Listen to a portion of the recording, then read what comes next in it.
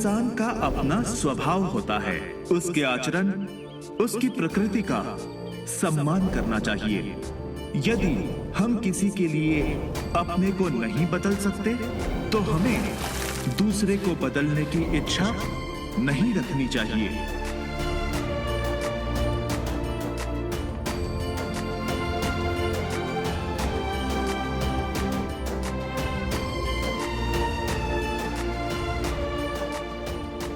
नरेन बाबू को पहचानने में मुझसे भूल हो गई।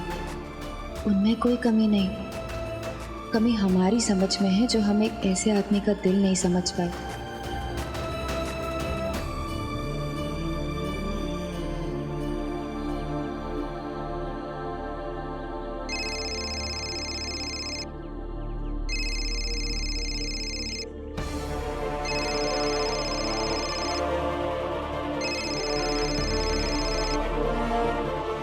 डोंट वरी पूजा, मेरी आज ही ताऊजी से बात हुई है।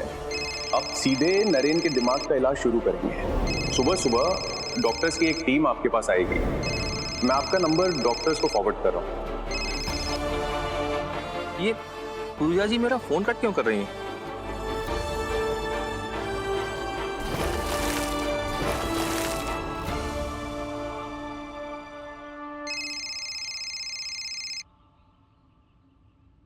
हेलो हेलो सर, पूजा।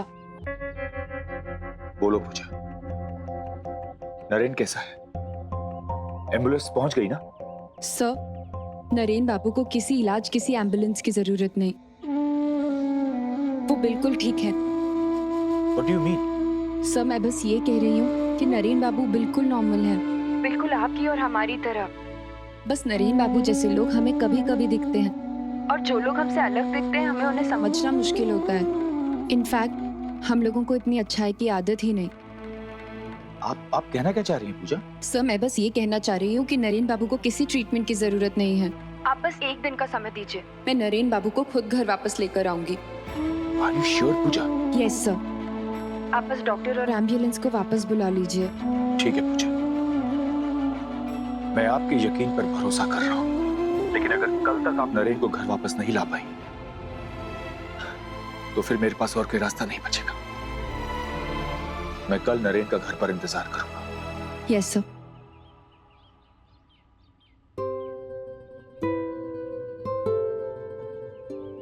सुप्रिया,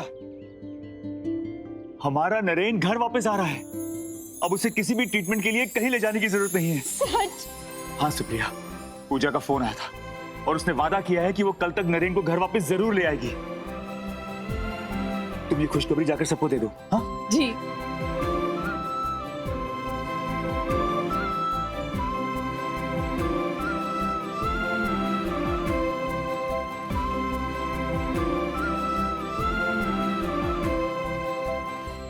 मन तो मेरा भी बहुत, पर पता नहीं लड़की शायद बहुत व्यस्त हो। ऐसा भी क्या व्यस्त होगी? कुछ नहीं तो 10 मिनट के लिए मिल लेगी, आपको इसे तसल्ली मिल जाएगी। और वैसे भी कौन सा रोज रोज ऋषिकेश का चक्कर लगता है। कल जाएंगे तो थोड़ा घर का नाश्ता भी पहुंचा देंगे। लगता है तुमने पूरी तैयारी करके रखी हुई। ठीक है, तुम्हारा मन है तो शंभू जी का काम निपटाने के बाद कल चलेंगे व्यास जी के दफ्तर।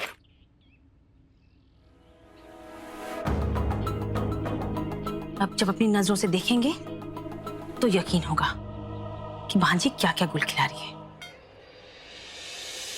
जिसका कोई नहीं होता, राम जी उसके भी होते हैं।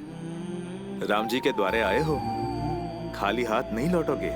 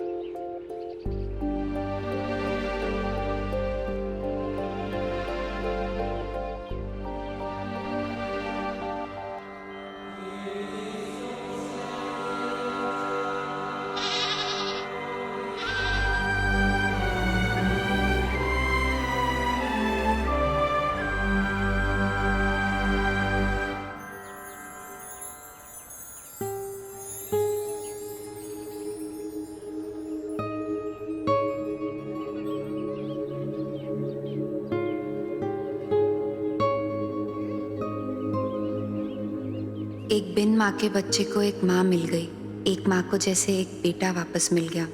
ये आपका नरेन बाबू के लिए एक चमत्कार ही तो है, जवाब ही तो है।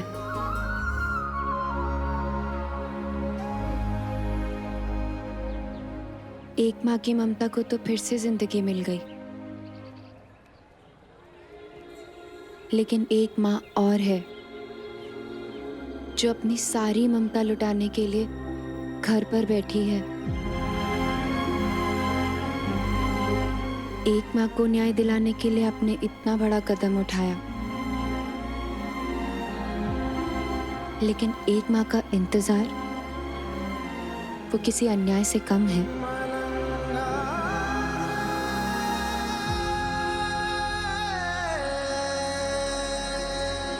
नरेन बाबू, मैं नहीं जानती कि आपके सवालों का जवाब कहाँ मिलेगा, कैसे मिलेगा, लेकिन इतना जान गई हूँ कि आपकी अच्छाई, आपकी इंसानियत आपको आपके मंजिल तक जरूर पहुँचाएगी।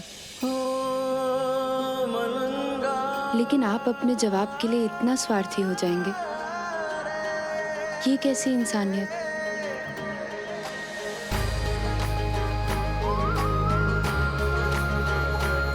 ये सुप्रिया मैम का ही विश्वास था कि अगर नारायण ने दुख दिया है तो दूसरा रास्ता भी वहीं दिखाएंगे। लेकिन आप इतने कठोर मत बनिए कि एक माँ की आस ही टूट जाए।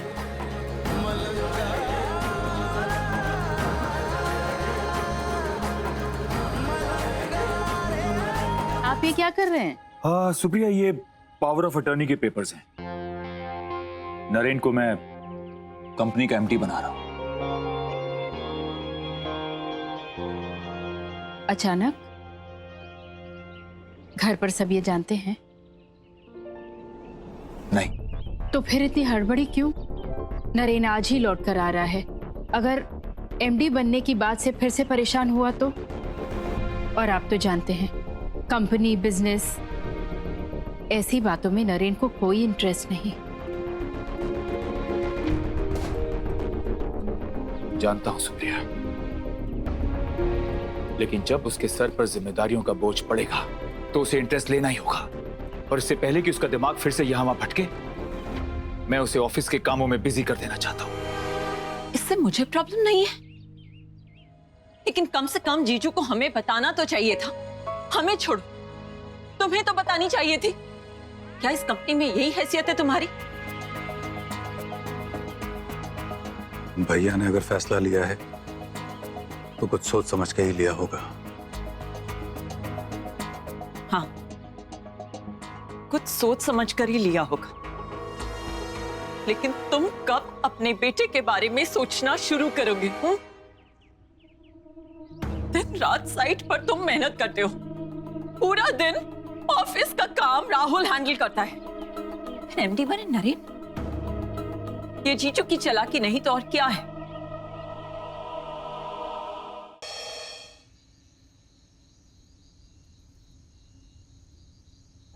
वैसे काफी स्मार्ट हो तुम। नरेन को घर वापस ले आए, उसके कपड़े चेंज करवा दिए। ये तुम्हारा जादू है या तुम्हारी मामी की सिखाई हुई होशियारी? पूजा जी, आपके लिए ऑफिस से जरूरी फोन है। पूजा जी, आपके मामा मामी आए हुए हैं, आपसे मिलना चाहते हैं।